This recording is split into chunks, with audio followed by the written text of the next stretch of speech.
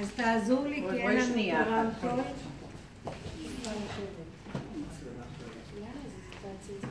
אנחנו נתחיל את הערב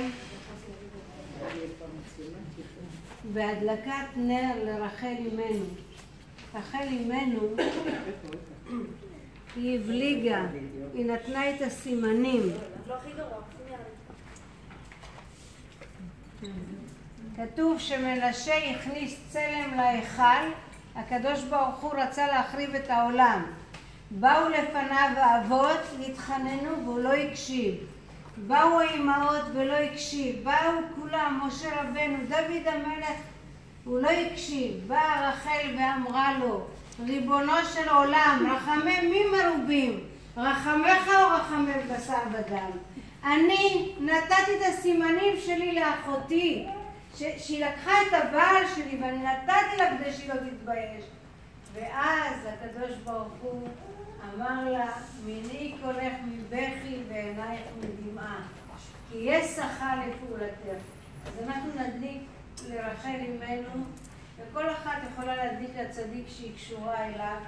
זכות רחל אמנו תעמוד להלן ולארמו בעזרת השם, ולכל הקהל הקדוש הזה, לכל בנות ישראל, לכל הזימונים, כל אחת יכולה להדליק.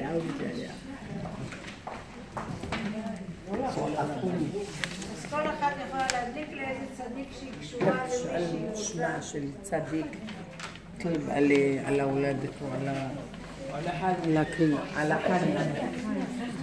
ותבקשו, זה ערב מאוד קדוש, זה ערב שצריך לבקש בו. נכון. וככל שנגיד אמן ונכניס שמחה, אמן. בבית הזה רק שמחות, מעכשיו רק שמחות.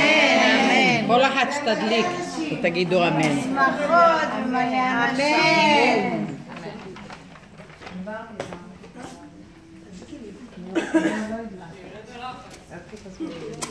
כל אחד שתדליק מי ש...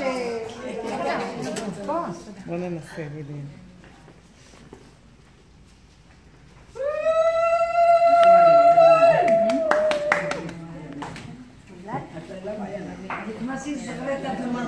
יאללה, אנצינה זרר. יאללה, זרר. לא משנה, בכלל. משיח, משיח. איי, איי, איי, איי. משיח, משיח, משיח.